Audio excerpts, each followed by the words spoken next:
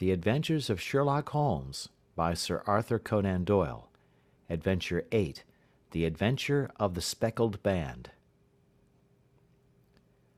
On glancing over my notes of the 70-odd cases in which I have during the last 8 years studied the methods of my friend Sherlock Holmes, I find many tragic, some comic, a large number merely strange, but none commonplace.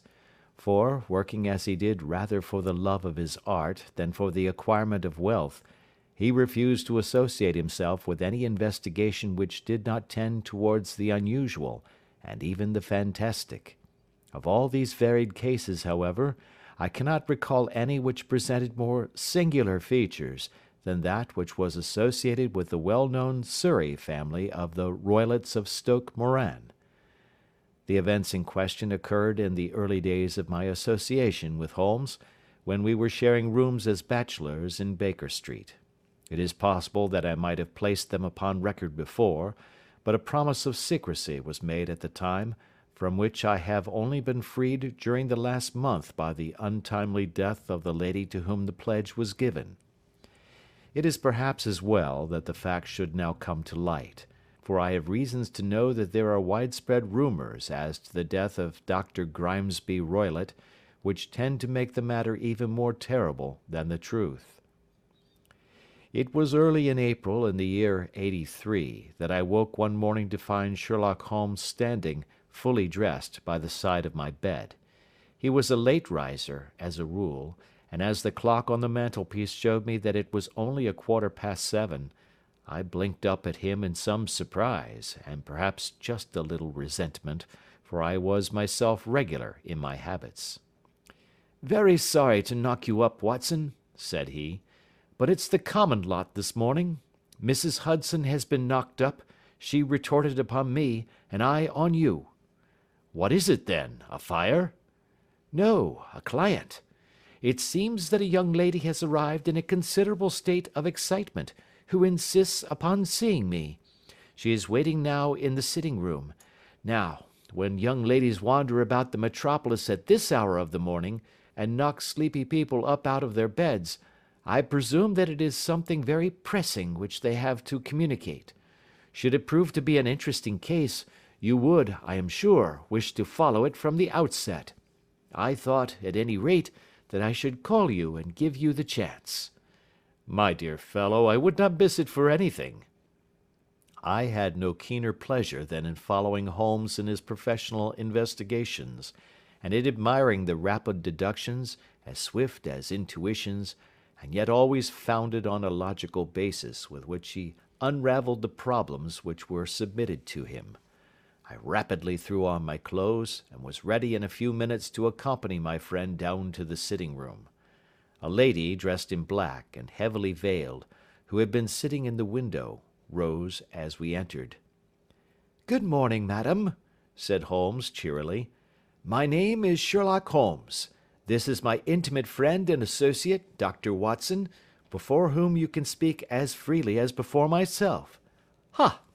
I am glad to see that Mrs. Hudson has had the good sense to light the fire. Pray draw up to it, and I shall order you a cup of hot coffee, for I observe that you are shivering." "It is not cold which makes me shiver," said the woman in a low voice, changing her seat as requested. "What then?" "It is fear, Mr. Holmes. It is terror." She raised her veil as she spoke, and we could see that she was indeed in a pitiable state of agitation, her face all drawn and grey, with restless, frightened eyes, like those of some hunted animal. Her features and figure were those of a woman of 30, but her hair was shot with premature grey, and her expression was weary and haggard.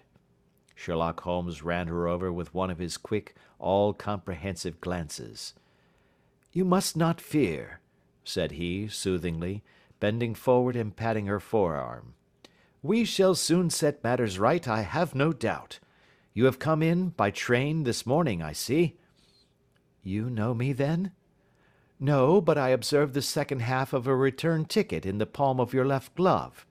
You must have started early, and yet you had a good drive in a dog-cart, along heavy roads, before you reached the station." The lady gave a violent start and stared in bewilderment at my companion. "There is no mystery, my dear madam," said he, smiling. "The left arm of your jacket is spattered with mud in no less than 7 places. The marks are perfectly fresh. There is no vehicle save a dog-cart which throws up mud in that way, and then only when you sit on the left-hand side of the driver." "Whatever your reasons may be, you are perfectly correct," said she. "I started from home before 6, reached Leatherwood at 20 past, and came in by the first train to Waterloo. Sir, I can stand this strain no longer. I shall go mad if it continues. I have no one to turn to, none, save only one, who cares for me, and he, poor fellow, can be of little aid. I have heard of you, Mr. Holmes.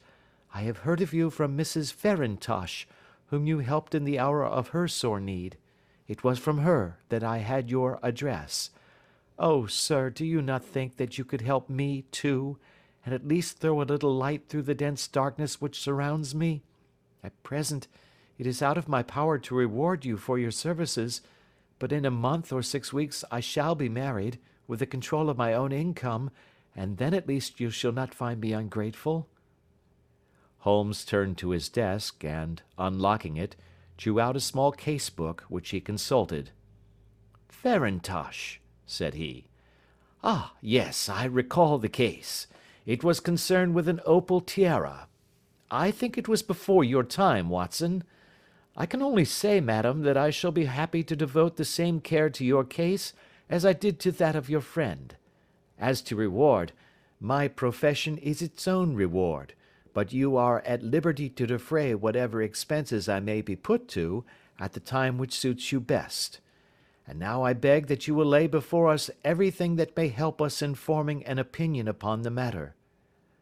"Alas," replied our visitor, "the very horror of my situation lies in the fact that my fears are so vague, and my suspicions depend so entirely upon small points, which might seem trivial to another, that even he to whom of all others I have a right to look for help and advice looks upon all that I tell him about it as the fancies of a nervous woman. He does not say so, but I can read it from his soothing answers and averted eyes. But I have heard, Mr. Holmes, that you can see deeply into the manifold wickedness of the human heart. You may advise me how to walk amid the dangers which encompass me." "I am all attention, madam." "My name is Helen Stoner, and I am living with my stepfather, who is the last survivor of one of the oldest Saxon families in England, the Roylotts of Stoke Moran, on the western border of Surrey." Holmes nodded his head. "The name is familiar to me," said he. "The family was at one time among the richest in England, and the estates extended over the borders into Berkshire in the north, and Hampshire in the west. In the last century, however, 4 successive heirs were of a dissolute and wasteful disposition, and the family ruin was eventually completed by a gambler in the days of the Regency. Nothing was left save a few acres of ground, and the 200-year-old house, which is itself crushed under a heavy mortgage. The last squire dragged out his existence there, living the horrible life of an aristocratic pauper, but his only son, my stepfather, seeing that he must adapt himself to the new conditions, obtained an advance from a relative which enabled him to take a medical degree, and went out to Calcutta, where, by his professional skill and his force of character, he established a large practice. In a fit of anger, however, caused by some robberies which had been perpetrated in the house, he beat his native butler to death and narrowly escaped a capital sentence. As it was, he suffered a long term of imprisonment, and afterwards returned to England a morose and disappointed man. When Dr. Roylott was in India he married my mother, Mrs. Stoner, the young widow of Major General Stoner, of the Bengal Artillery. My sister Julia and I were twins, and we were only 2 years old at the time of my mother's remarriage. She had a considerable sum of money, not less than £1,000 a year, and this she bequeathed to Dr. Roylott entirely while we resided with him, with the provision that a certain annual sum should be allowed to each of us in the event of our marriage. Shortly after our return to England my mother died. She was killed 8 years ago in a railway accident near Crewe. Dr. Roylott then abandoned his attempts to establish himself in practice in London, and took us to live with him in the old ancestral house at Stoke Moran. The money which my mother had left was enough for all our wants, and there seemed to be no obstacle to our happiness. But a terrible change came over our stepfather about this time. Instead of making friends and exchanging visits with our neighbours, who had at first been overjoyed to see a Roylott of Stoke Moran back in the old family seat, he shut himself up in his house, and seldom came out save to indulge in ferocious quarrels with whoever might cross his path.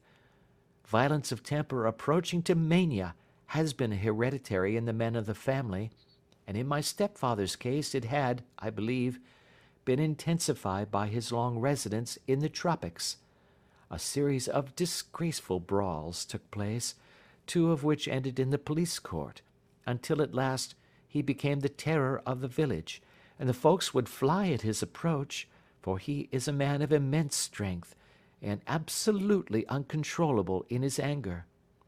Last week he hurled the local blacksmith over a parapet into a stream, and it was only by paying over all the money which I could gather together that I was able to avert another public exposure. He had no friends at all save the wandering gipsies, and he would give these vagabonds leave to encamp upon the few acres of bramble-covered land which represent the family estate, and would accept in return the hospitality of their tents, wandering away with them sometimes for weeks on end. He has a passion also for Indian animals, which are sent over to him by a correspondent, and he has at this moment a cheetah and a baboon, which wander freely over his grounds and are feared by the villagers almost as much as their master. You can imagine from what I say that my poor sister Julia and I had no great pleasure in our lives. No servant would stay with us, and for a long time we did all the work of the house. She was but 30 at the time of her death, and yet her hair had already begun to whiten, even as mine has.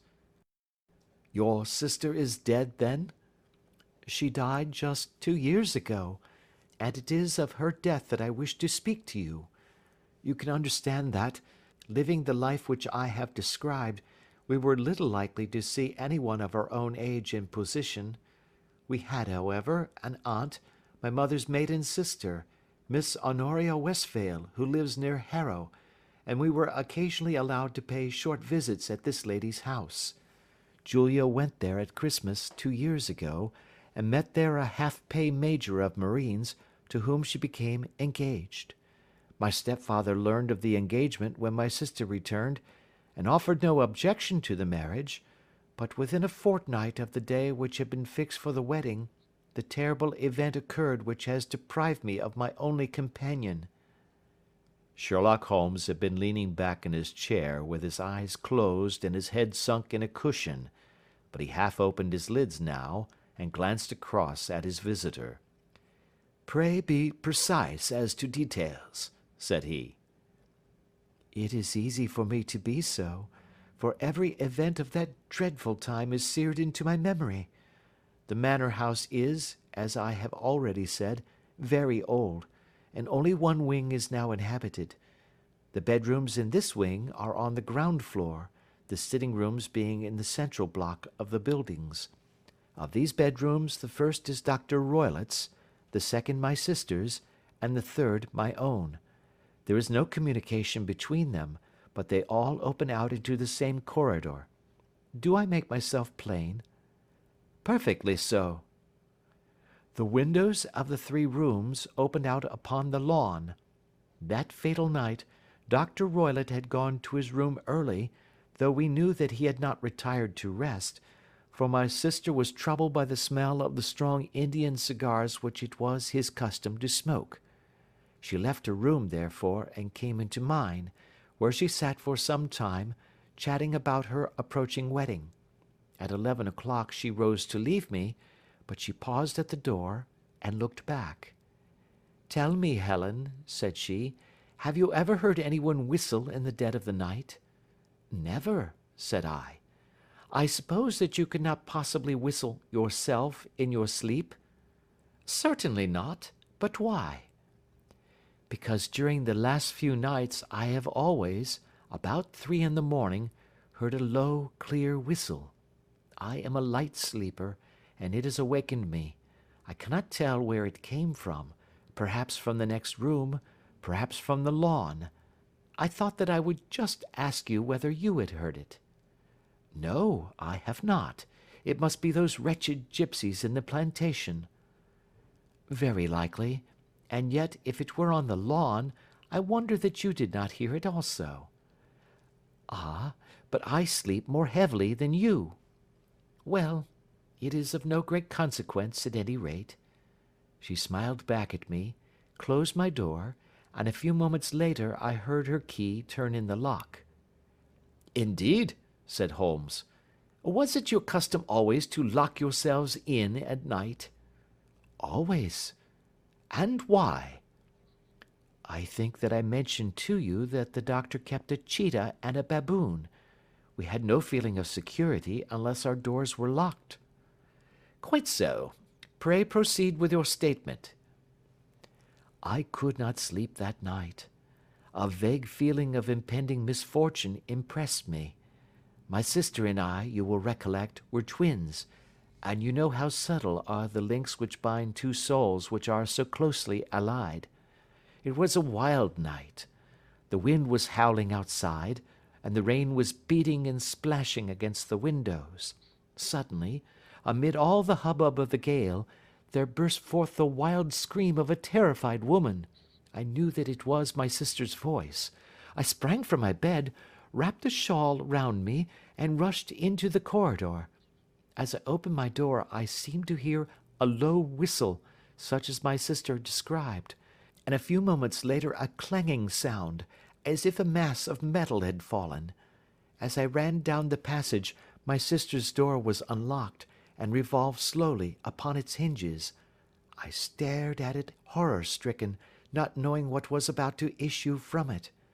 By the light of the corridor lamp I saw my sister appear at the opening, her face blanched with terror, her hands groping for help, her whole figure swaying to and fro like that of a drunkard. I ran to her, and threw my arms round her, but at that moment her knees seemed to give way, and she fell to the ground.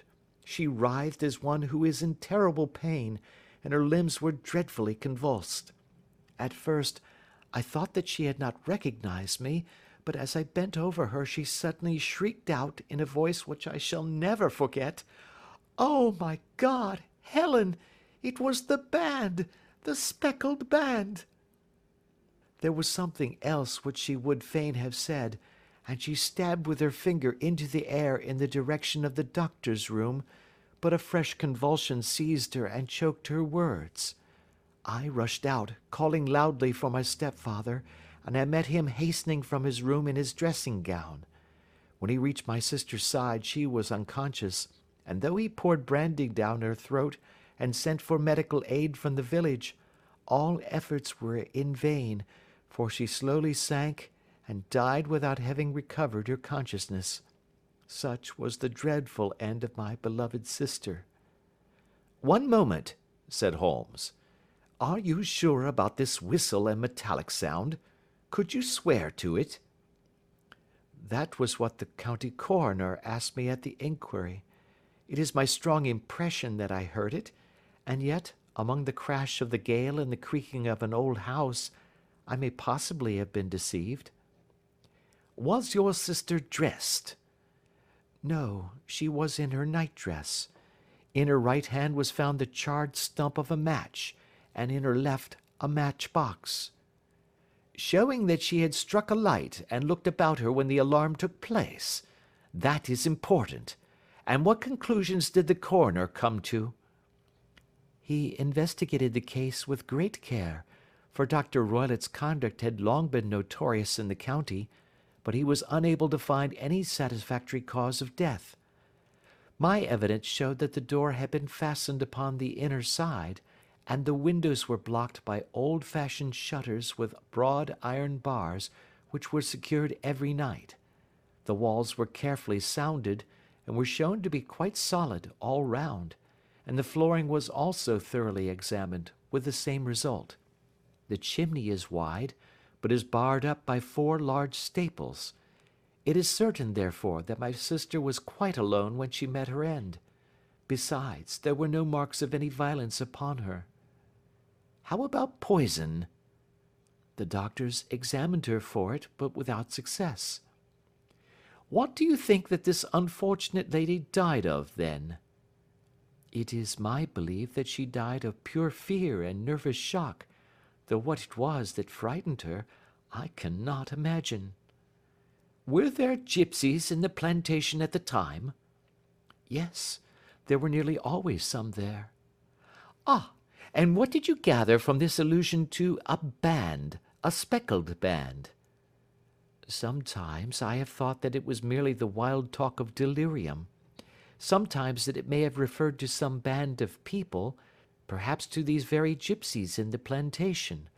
I do not know whether the spotted handkerchiefs which so many of them wear over their heads might have suggested the strange adjective which he used.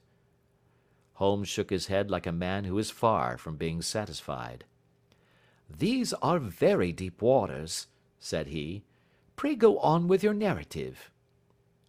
2 years have passed since then, and my life has been until lately lonelier than ever. A month ago, however, a dear friend, whom I have known for many years, has done me the honour to ask my hand in marriage. His name is Armitage, Percy Armitage, the second son of Mr. Armitage of Crane Water, near Reading. My stepfather has offered no opposition to the match, and we are to be married in the course of the spring. 2 days ago, some repairs were started in the west wing of the building, and my bedroom wall has been pierced, so that I have had to move into the chamber in which my sister died, and to sleep in the very bed in which she slept. Imagine, then, my thrill of terror when last night, as I lay awake, thinking over her terrible fate, I suddenly heard in the silence of the night the low whistle which had been the herald of her own death. I sprang up and lit the lamp, but nothing was to be seen in the room. I was too shaken to go to bed again, however, so I dressed, and as soon as it was daylight I slipped down, got a dog-cart at the Crown Inn, which is opposite, and drove to Leatherhead, from whence I have come on this morning with the one object of seeing you and asking your advice." "You have done wisely," said my friend. "But have you told me all?" "Yes, all." "Miss Roylott, you have not. You are screening your stepfather." "Why, what do you mean?" For answer, Holmes pushed back the frill of black lace which fringed the hand that lay upon our visitor's knee. 5 little livid spots, the marks of 4 fingers and a thumb, were printed upon the white wrist. "You have been cruelly used," said Holmes. The lady coloured deeply and covered over her injured wrist. "He is a hard man," she said, "and perhaps he hardly knows his own strength." There was a long silence, during which Holmes leaned his chin upon his hands and stared into the crackling fire. "This is a very deep business," he said at last. "There are 1,000 details which I should desire to know before I decide upon our course of action. Yet we have not a moment to lose. If we were to come to Stoke Moran today, would it be possible for us to see over these rooms without the knowledge of your stepfather?" "As it happens, he spoke of coming into town today upon some most important business. It is probable that he will be away all day, and that there will be nothing to disturb you. We have a housekeeper now, but she is old and foolish, and I could easily get her out of the way." "Excellent. You are not averse to this trip, Watson?" "By no means." "Then we shall both come. What are you going to do yourself?" "I have 1 or 2 things which I would wish to do now that I am in town, but I shall return by the 12 o'clock train, so as to be there in time for your coming. And you may expect us early in the afternoon. I have myself some small business matters to attend to. Will you not wait and breakfast? No, I must go. My heart is lightened already since I have confided my trouble to you. I shall look forward to seeing you again this afternoon. She dropped her thick black veil over her face and glided from the room. And what do you think of it all, Watson? Asked Sherlock Holmes, leaning back in his chair. It seems to me to be a most dark and sinister business. Dark enough and sinister enough. Yet if the lady is correct in saying that the flooring and walls are sound, and that the door, window, and chimney are impassable, then her sister must have been undoubtedly alone when she met her mysterious end. What becomes then of these nocturnal whistles, and what of the very peculiar words of the dying woman? I cannot think. When you combine the ideas of whistles at night, the presence of a band of gypsies who are on intimate terms with this old doctor, the fact that we have every reason to believe that the doctor has an interest in preventing his stepdaughter's marriage, the dying allusion to a band, and finally, the fact that Miss Helen Stoner heard a metallic clang, which might have been caused by one of those metal bars that secured the shutters falling back into its place, I think that there is good ground to think that the mystery may be cleared along those lines. But what then did the gypsies do? I cannot imagine. I see many objections to any such theory. And so do I. It is precisely for that reason that we are going to Stoke Moran this day. I want to see whether the objections are fatal, or if they may be explained away. But what in the name of the devil? The ejaculation had been drawn from my companion by the fact that our door had been suddenly dashed open, and that a huge man had framed himself in the aperture. His costume was a peculiar mixture of the professional and of the agricultural, having a black top hat, a long frock coat, and a pair of high gaiters, with a hunting crop swinging in his hand. So tall was he that his hat actually brushed the crossbar of the doorway, and his breadth seemed to span it across from side to side. A large face, seared with 1,000 wrinkles, burned yellow with the sun, and marked with every evil passion, was turned from one to the other of us, while his deep-set, bile-shot eyes, and his high, thin, fleshless nose gave him somewhat the resemblance to a fierce old bird of prey. "Which of you is Holmes?" asked this apparition. "My name, sir, but you have the advantage of me," said my companion quietly. "I am Dr. Grimesby Roylott of Stoke Moran." "Indeed, doctor," said Holmes blandly. "Pray take a seat." "I will do nothing of the kind. My stepdaughter has been here. I have traced her. What has she been saying to you?" "It is a little cold for the time of the year," said Holmes. "What has she been saying to you?" cried the old man furiously. "But I have heard that the crocuses promise well," continued my companion imperturbably. "Ha! You put me off, do you?" said our new visitor, taking a step forward and shaking his hunting crop. "I know you, you scoundrel. I have heard of you before. You are Holmes the meddler." My friend smiled. "Holmes the busybody." His smile broadened.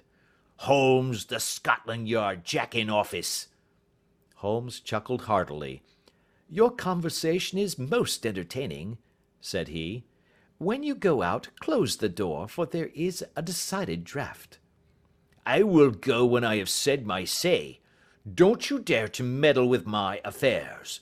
I know that Miss Stoner has been here. I traced her. I am a dangerous man to fall foul of. See here." He stepped swiftly forward, seized the poker, and bent it into a curve with his huge brown hands. "See that you keep yourself out of my grip," he snarled, and hurling the twisted poker into the fireplace, he strode out of the room. "He seems a very amiable person," said Holmes, laughing. "Ha, ha! I am not quite so bulky, but if he had remained I might have shown him that my grip was not much more feeble than his own." As he spoke he picked up the steel poker and, with a sudden effort, straightened it out again. "Fancy his having the insolence to confound me with the official detective force! This incident gives zest to our investigation, however, and I only trust that our little friend will not suffer from her imprudence in allowing this brute to trace her. And now, Watson, we shall order breakfast, and afterwards I shall walk down to Doctors' Commons, where I hope to get some data which may help us in this matter." It was nearly 1 o'clock when Sherlock Holmes returned from his excursion. He held in his hand a sheet of blue paper, scrawled over with notes and figures. "I have seen the will of the deceased wife," said he.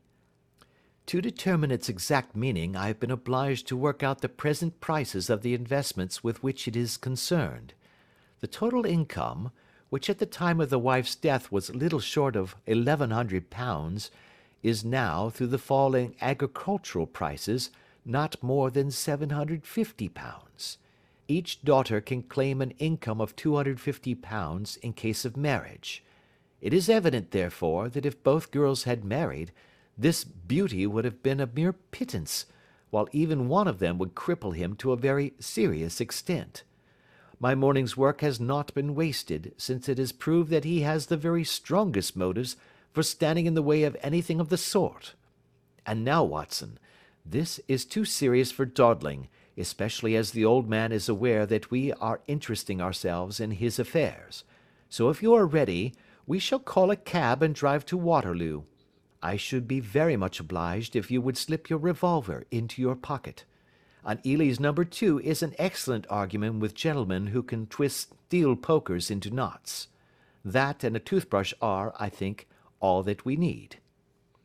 At Waterloo we were fortunate in catching a train for Leatherhead, where we hired a trap at the station inn and drove for 4 or 5 miles through the lovely Surrey lanes.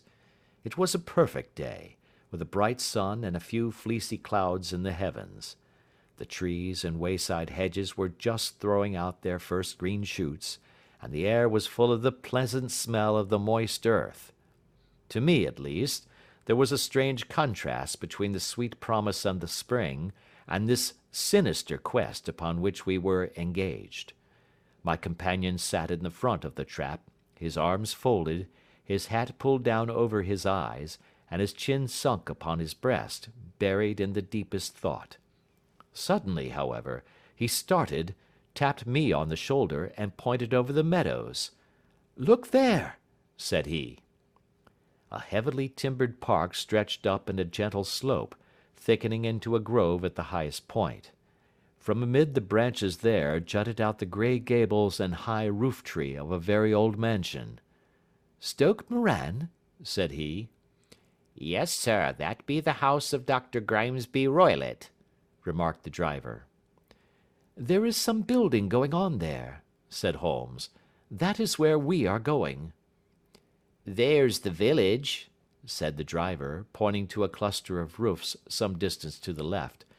"But if you want to get to the house, you'll find it shorter to get over this stile and so by the footpath over the fields. There it is, where the lady is walking." "And the lady, I fancy, is Miss Stoner," observed Holmes, shading his eyes. "Yes, I think we had better do as you suggest." We got off, paid our fare, and the trap rattled back on its way to Leatherhead. "I thought it as well," said Holmes as we climbed the stile, "that this fellow should think we had come here as architects, or on some definite business. It may stop his gossip. Good afternoon, Miss Stoner. You see that we have been as good as our word." Our client of the morning had hurried forward to meet us with a face which spoke her joy. "I have been waiting so eagerly for you," she cried, shaking hands with us warmly. "All has turned out splendidly. Dr. Roylott has gone to town, and it is unlikely that he will be back before evening." "We have had the pleasure of making the doctor's acquaintance," said Holmes, and in a few words he sketched out what had occurred. Miss Stoner turned white to the lips as she listened.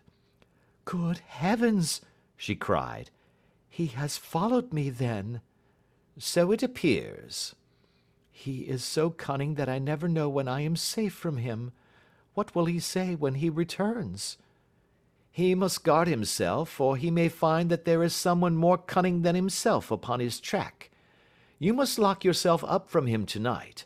If he is violent, we shall take you away to your aunt's at Harrow. Now, we must make the best use of our time, so kindly take us at once to the rooms which we are to examine." The building was of grey, lichen-blotched stone, with a high central portion and two curving wings, like the claws of a crab, thrown out on each side. In one of these wings the windows were broken and blocked with wooden boards, while the roof was partly caved in, a picture of ruin. The central portion was in little better repair, but the right-hand block was comparatively modern, and the blinds in the windows, with the blue smoke curling up from the chimneys, showed that this was where the family resided. Some scaffolding had been erected against the end wall, and the stonework had been broken into, but there were no signs of any workmen at the moment of our visit. Holmes walked slowly up and down the ill-trimmed lawn, and examined with deep attention the outsides of the windows. "This, I take it, belongs to the room in which you used to sleep, the centre one to your sister's, and the one next to the main building to Dr. Roylott's chamber?" "Exactly so, but I am now sleeping in the middle one." "Pending the alterations, as I understand. By the way, there does not seem to be any very pressing need for repairs at that end wall." "There were none. I believe that it was an excuse to move me from my room." "Ah, that is suggestive. Now, on the other side of this narrow wing runs the corridor from which these three rooms open. There are windows in it, of course." "Yes, but very small ones, too narrow for anyone to pass through." "As you both locked your doors at night, your rooms were unapproachable from that side. Now, would you have the kindness to go into your room and bar your shutters?" Miss Stoner did so, and Holmes, after a careful examination through the open window, endeavoured in every way to force the shutter open, but without success. There was no slit through which a knife could be passed to raise the bar. Then with his lens he tested the hinges, but they were of solid iron, built firmly into the massive masonry. Said he, scratching his chin in some perplexity. "My theory certainly presents some difficulties. No one could pass these shutters if they were bolted. Well, we shall see if the inside throws any light upon the matter." A small side door led into the whitewashed corridor from which the three bedrooms opened. Holmes refused to examine the third chamber, so he passed at once to the second, that in which Miss Stoner was now sleeping, and in which her sister had met with her fate. It was a homely little room, with a low ceiling and a gaping fireplace, after the fashion of old country houses. A brown chest of drawers stood in one corner, a narrow white counterpaned bed in another, and a dressing table on the left-hand side of the window. These articles, with two small wickerwork chairs, made up all the furniture in the room save for a square of Wilton carpet in the centre. The boards round and the panelling of the walls were of brown, worm-eaten oak, so old and discoloured that it may have dated from the original building of the house. Holmes drew one of the chairs into a corner and sat silent, while his eyes travelled round and up and down, taking in every detail of the apartment. "Where does that bell communicate with?" he asked at last, pointing to a thick bell-rope which hung down beside the bed, the tassel actually lying upon the pillow. "It goes to the housekeeper's room." "It looks newer than the other things?" "Yes, it was only put there a couple of years ago." "Your sister asked for it, I suppose?" "No, I never heard of her using it. We used always to get what we wanted for ourselves." "Indeed? It seemed unnecessary to put so nice a bell-pull there. You will excuse me for a few minutes while I satisfy myself as to this floor." He threw himself down upon his face with his lens in his hand, and crawled swiftly backward and forward, examining minutely the cracks between the boards. Then he did the same with the woodwork with which the chamber was panelled. Finally he walked over to the bed, and spent some time in staring at it, and in running his eye up and down the wall. Finally he took the bell rope in his hand and gave it a brisk tug. "Why, it's a dummy," said he. "Won't it ring?" "No, it is not even attached to a wire. This is very interesting. You can see now that it is fastened to a hook, just above where the little opening for the ventilator is." "How very absurd! I never noticed that before." "Very strange," muttered Holmes, pulling at the rope. "There are one or two very singular points about this room. For example, what a fool a builder must be to open a ventilator into another room, when with the same trouble he might have communicated with the outside air." "That is also quite modern," said the lady. "Done about the same time as the bell rope," remarked Holmes. "Yes, there were several little changes carried out about that time." "They seem to have been of a most interesting character, dummy bell ropes and ventilators which do not ventilate. With your permission, Miss Stoner, we shall now carry our researches into the inner apartment." Dr. Grimesby Roylott's chamber was larger than that of his stepdaughter, but was as plainly furnished. A camp bed, a small wooden shelf full of books, mostly of a technical character, an armchair beside the bed, a plain wooden chair against the wall, a round table, and a large iron safe were the principal things which met the eye. Holmes walked slowly round and examined each and all of them with the keenest interest. "What's in here?" he asked, tapping the safe. "My stepfather's business papers." "Oh, you have seen inside, then?" "Only once, some years ago. I remember that it was full of papers." "There isn't a cat in it, for example?" "No. What a strange idea." "Well, look at this." He took up a small saucer of milk which stood on the top of it. "No, we don't keep a cat, but there is a cheetah and a baboon." "Ah, yes, of course. Well, a cheetah is just a big cat, and yet a saucer of milk does not go very far in satisfying its wants, I dare say. There is one point which I should wish to determine." He squatted down in front of the wooden chair and examined the seat of it with the greatest attention. "Thank you, that is quite settled," said he, rising and putting his lens in his pocket. "Hullo! Here is something interesting." The object which had caught his eye was a small dog lash hung on one corner of the bed. The lash, however, was curled upon itself and tied so as to make a loop of whipcord. "What do you make of that, Watson?" "It's a common enough lash, but I don't know why it should be tied." "That is not quite so common, is it? Ah me! It's a wicked world, and when a clever man turns his brains to crime, it is the worst of all. I think that I have seen enough now, Miss Stoner, and with your permission we shall walk out upon the lawn." I had never seen my friend's face so grim, or his brows so dark as it was when we turned from the scene of this investigation. We had walked several times up and down the lawn, neither Miss Stoner nor myself liking to break in upon his thoughts before he roused himself from his reverie. "It is very essential, Miss Stoner," said he, "that you should absolutely follow my advice in every respect." "I shall most certainly do so." "The matter is too serious for any hesitation. Your life may depend upon your compliance."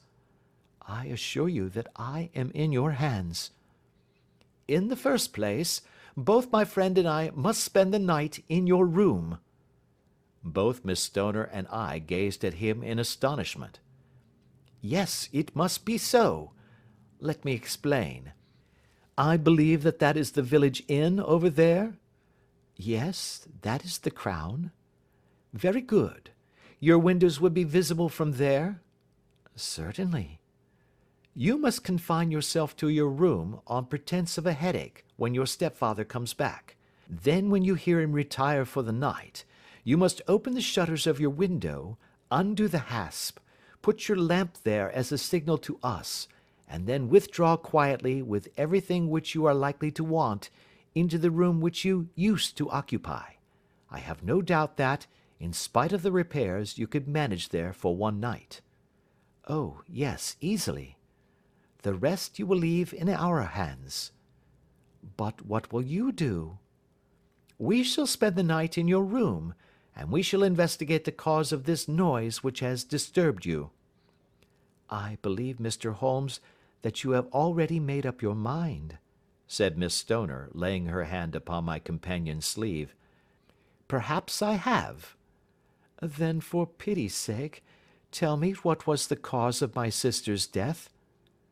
I should prefer to have clearer proofs before I speak. You can at least tell me whether my own thought is correct, and if she died from some sudden fright. No, I do not think so. I think that there was probably some more tangible cause. And now, Miss Stoner, we must leave you, for if Dr. Roylott returned and saw us, our journey would be in vain. Good-bye, and be brave, for if you will do what I have told you, you may rest assured that we shall soon drive away the dangers that threaten you. Sherlock Holmes and I had no difficulty in engaging a bedroom and sitting-room at the Crown Inn. They were on the upper floor, and from our window we could command a view of the avenue gate and of the inhabited wing of Stoke Moran Manor House. At dusk we saw Dr. Grimesby Roylott drive past, his huge form looming up beside the little figure of the lad who drove him. The boy had some slight difficulty in undoing the heavy iron gates, and we heard the hoarse roar of the doctor's voice, and saw the fury with which he shook his clenched fists at him. The trap drove on, and a few minutes later we saw a sudden light spring up among the trees as the lamp was lit in one of the sitting-rooms. "Do you know, Watson," said Holmes, as we sat together in the gathering darkness, "I have really some scruples as to taking you tonight. There is a distinct element of danger." "Can I be of assistance?" "Your presence might be invaluable." "Then I shall certainly come." "It is very kind of you." "You speak of danger. You have evidently seen more in these rooms than was visible to me." "No, but I fancy that I may have deduced a little more. I imagine that you saw all that I did." "I saw nothing remarkable save the bell rope, and what purpose that could answer I confess is more than I can imagine." "You saw the ventilator too?" "Yes, but I do not think that it is such a very unusual thing to have a small opening between two rooms. It was so small that a rat could hardly pass through." "I knew that we should find a ventilator before ever we came to Stoke Moran." "My dear Holmes!" "Oh, yes, I did. You remember in her statement she said that her sister could smell Dr. Roylott's cigar. Now, of course that suggested at once that there must be a communication between the two rooms. It could only be a small one, or it would have been remarked upon at the coroner's inquiry. I deduced a ventilator." "But what harm can there be in that?" "Well, there is at least a curious coincidence of dates. A ventilator is made, a cord is hung, and a lady who sleeps in the bed dies. Does that not strike you?" "I cannot as yet see any connection." "Did you observe anything very peculiar about that bed?" "No." "It was clamped to the floor. Did you ever see a bed fastened like that before?" "I cannot say that I have." "The lady could not move her bed. It must always be in the same relative position to the ventilator and to the rope. Or so we may call it, since it was clearly never meant for a bell pull." "Holmes," I cried, "I seem to see dimly what you are hinting at. We are only just in time to prevent some subtle and horrible crime." "Subtle enough, and horrible enough. When a doctor does go wrong he is the first of criminals. He has nerve and he has knowledge. Palmer and Pritchard were among the heads of their profession. This man strikes even deeper, but I think, Watson, that we shall be able to strike deeper still. Yet we shall have horrors enough before the night is over. For goodness' sake, let us have a quiet pipe, and turn our minds for a few hours to something more cheerful." About 9 o'clock the light among the trees was extinguished, and all was dark in the direction of the manor house. 2 hours passed slowly away, and then suddenly, just at the stroke of 11, a single bright light shone out right in front of us.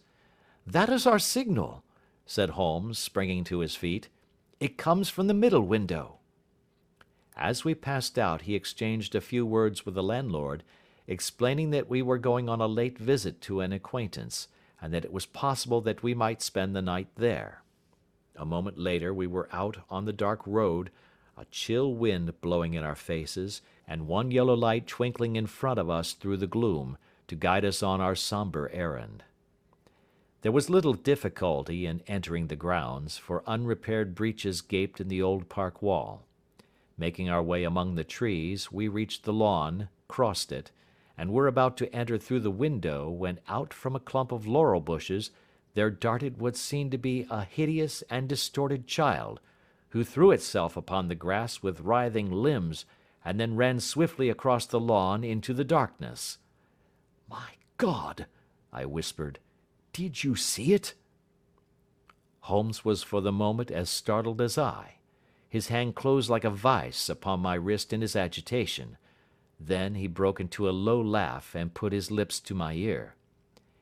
"It is a nice household," he murmured. "That is the baboon." I had forgotten the strange pets which the doctor affected. There was a cheetah, too. Perhaps we might find it upon our shoulders at any moment.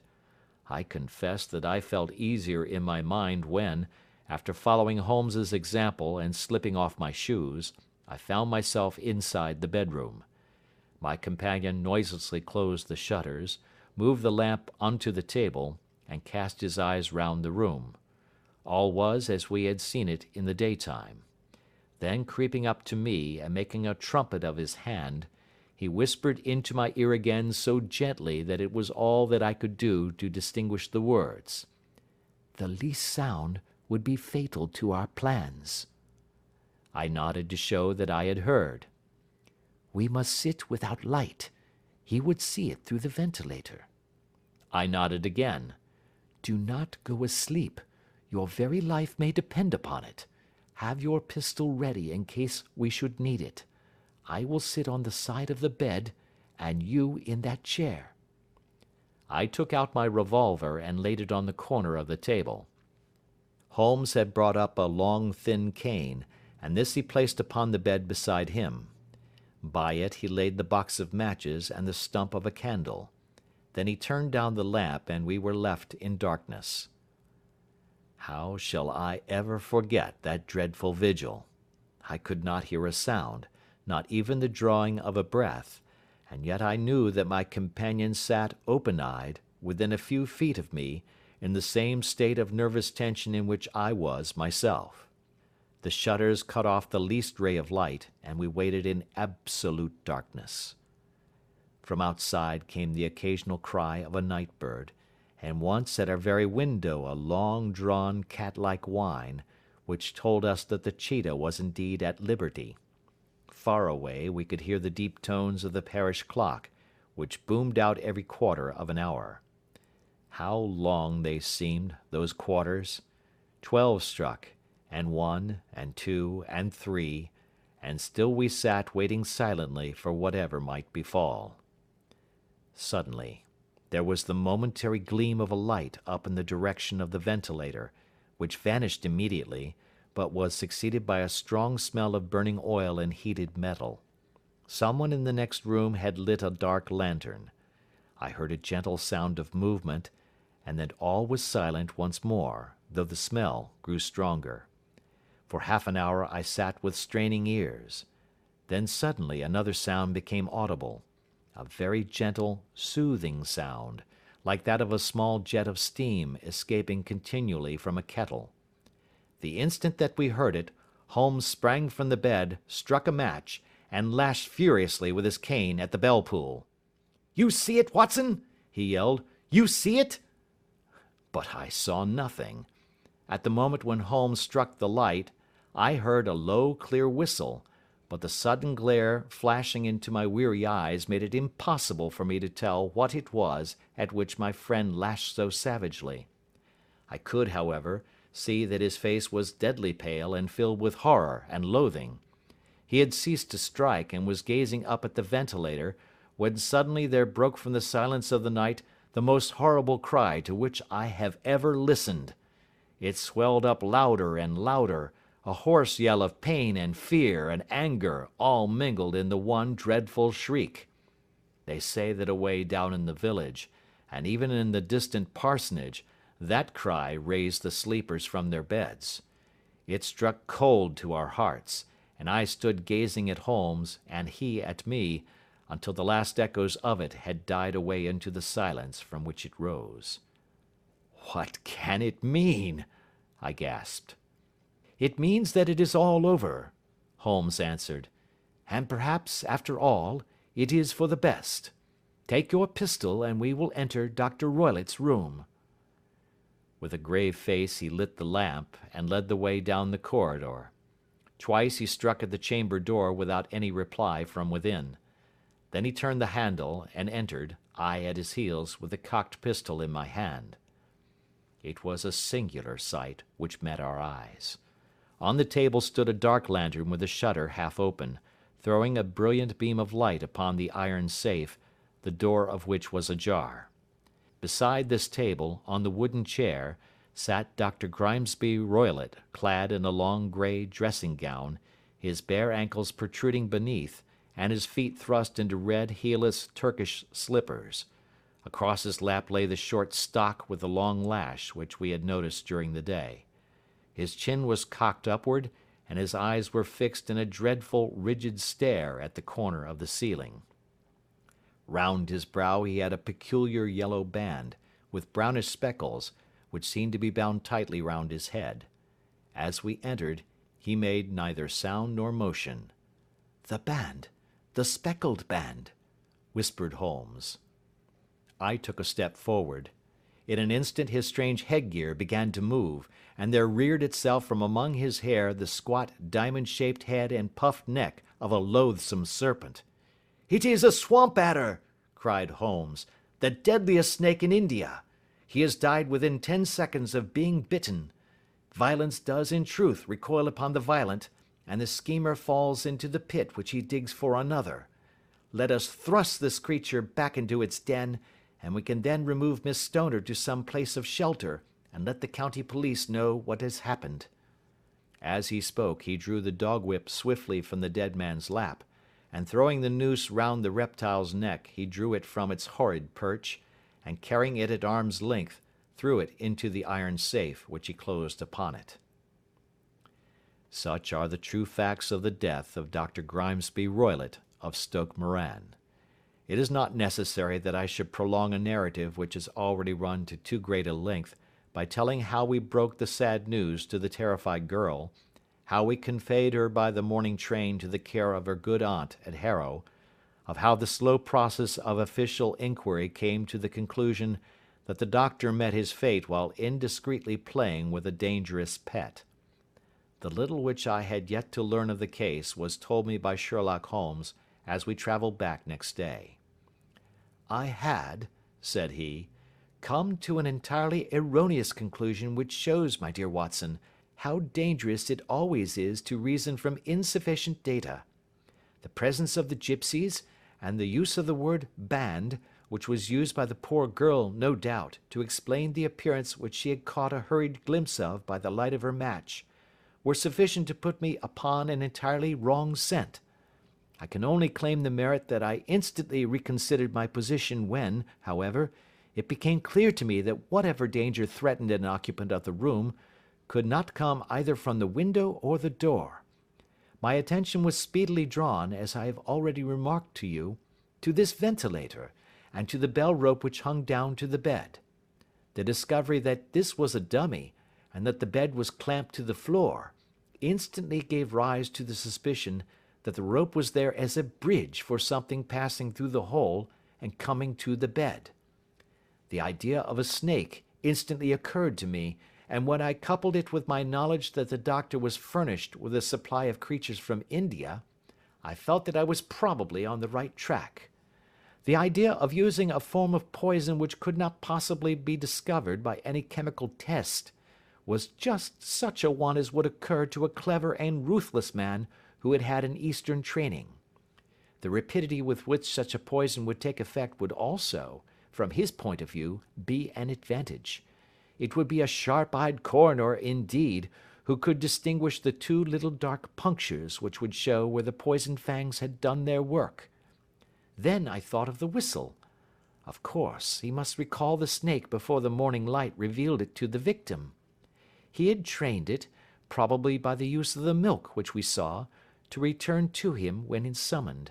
He would put it through this ventilator at the hour that he thought best, with the certainty that it would crawl down the rope and land on the bed. It might or might not bite the occupant.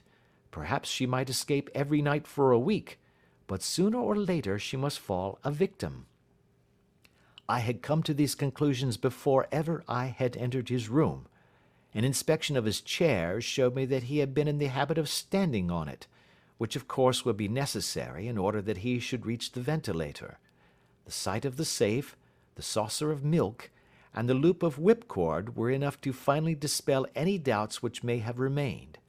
The metallic clang heard by Miss Stoner was obviously caused by her stepfather hastily closing the door of his safe upon its terrible occupant. Having once made up my mind, you know the steps which I took in order to put the matter to the proof. I heard the creature hiss, as I have no doubt that you did also, and I instantly lit the light and attacked it. With the result of driving it through the ventilator. And also with the result of causing it to turn upon its master at the other side.